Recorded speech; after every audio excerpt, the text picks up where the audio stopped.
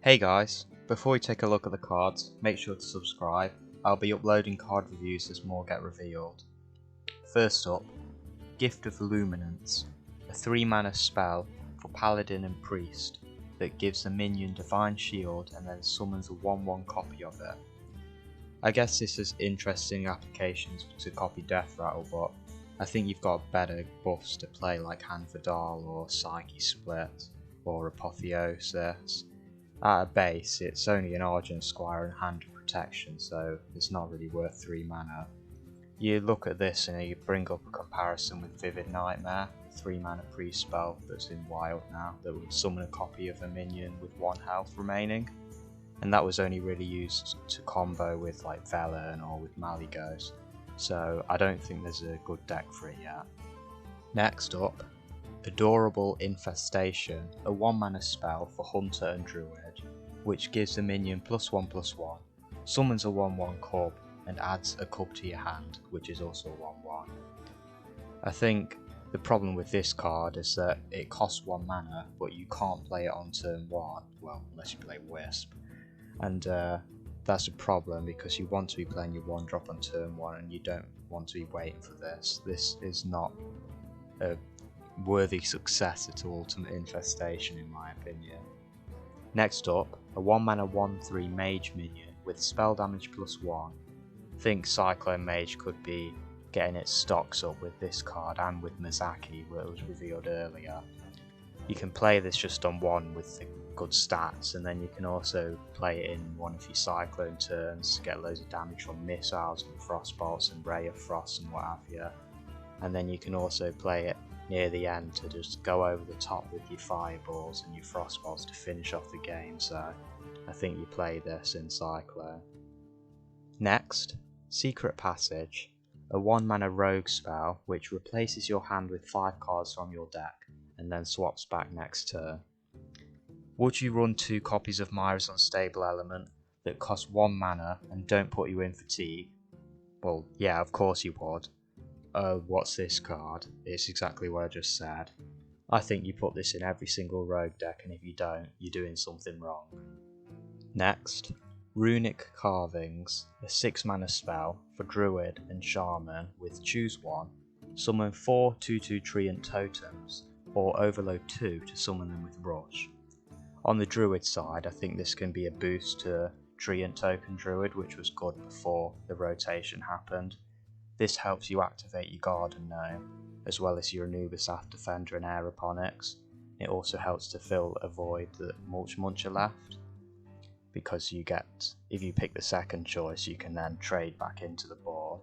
And then if you look at the Shaman side, Totem Shaman is actually looking to be really good.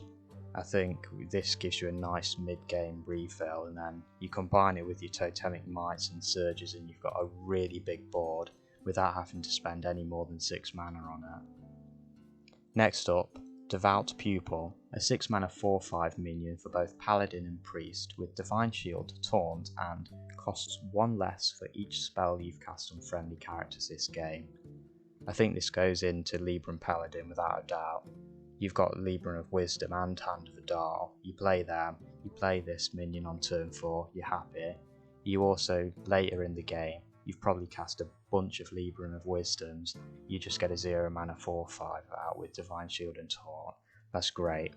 And then you play this in Priest, in some sort of tempo Priest. You've got your 0 mana Power Word Shields. Cheat this out really early. Think you've got to learn from other cards. Whenever they say cost 1 less for X, it's probably good. Look at Corridor Creeper and Thing from Below. It might not be quite that level, but it's definitely good. Next up, Jandis Barov, a 5 mana 2/1 legendary minion for both Mage and Rogue with Battle Cry. Summon 2 random 5-cost minions. Secretly pick one that dies when it takes damage. So, without the special effect, it's just a pile of stats, and then, well, after the special effect, it's still pretty obvious which one's going to have poisonous on it, or like will die to the 1 damage. Like, you get Shield of Galakron and a Faceless Manipulator. you're going to make the 3/3 Faceless Manipulator die to 1 damage and keep them torn in front. I think it's just not enough stats to be good, despite the sneaky element about it. Maybe if you always roll Evolve Lackey in Galakron's Rogue, this is good, because then you can turn it into a 6-drop, but I don't think that's consistent enough to run at. Next up, Keymaster Albaster. 7 mana 6/8, legendary neutral minion.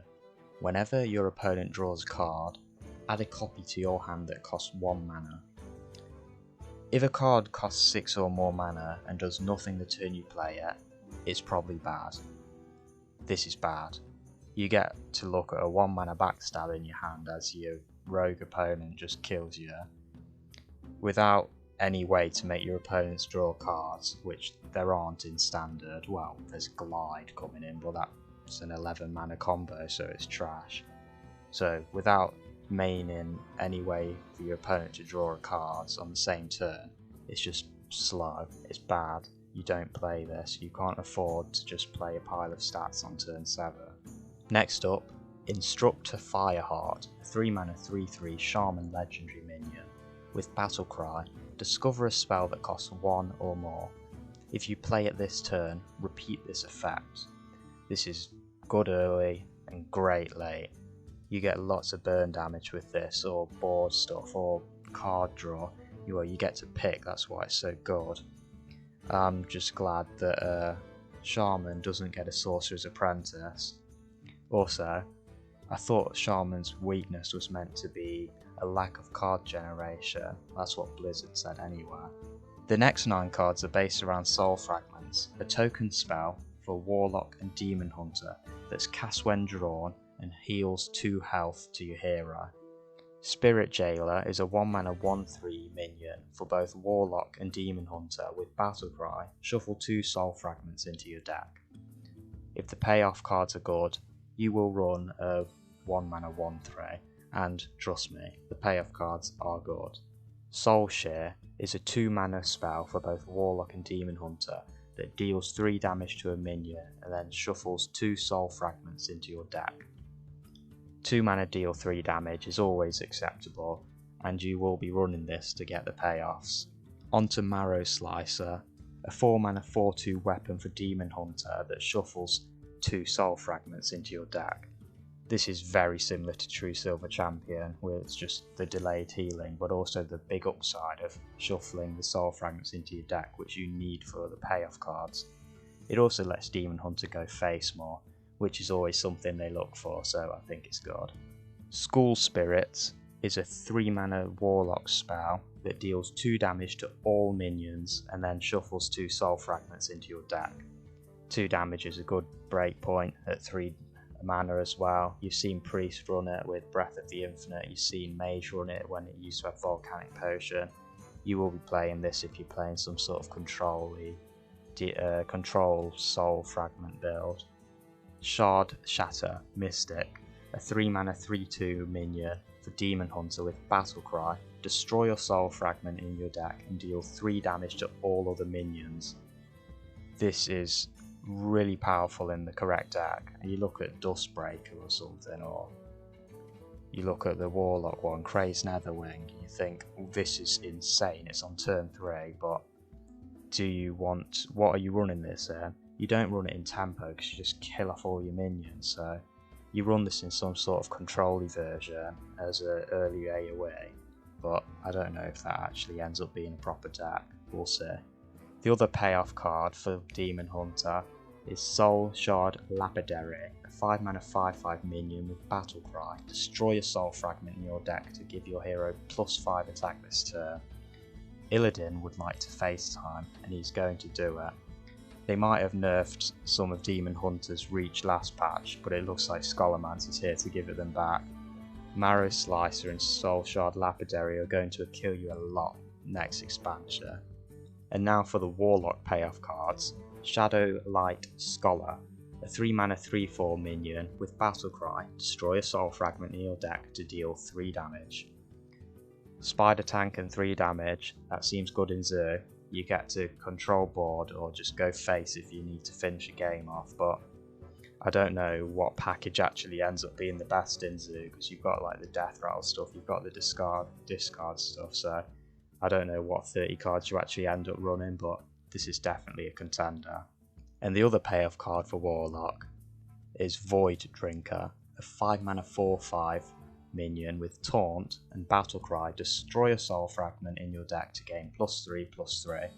So I think this is the one that could also be played more in a control-y style as well as a Zoo style, because if you're control you get a big Taunt, a 7/8 Taunt, and then if you're Zoo you get a big 7/8 to go face, so I think this is great. And finally, the big payoff card for both classes, Soul Sheologist Militia, 7 mana 5/5 legendary minion with Battlecry. For each soul fragment in your deck, summon a 3/3 soul with Rush. If you're doing soul fragments, you're running this card. Blastmaster Boom is a great finisher in Bomb Warrior, and I've no doubt this will be its parallel in a soul fragment deck. Massive board, clear off your opponent's stuff. Next turn, they need to deal with it, otherwise they're dead. Great card. Well, that's all the cards for today. If you enjoyed the video, make sure to leave a like and comment if you disagree with me on any of the cards. I'll see you tomorrow for more card reviews.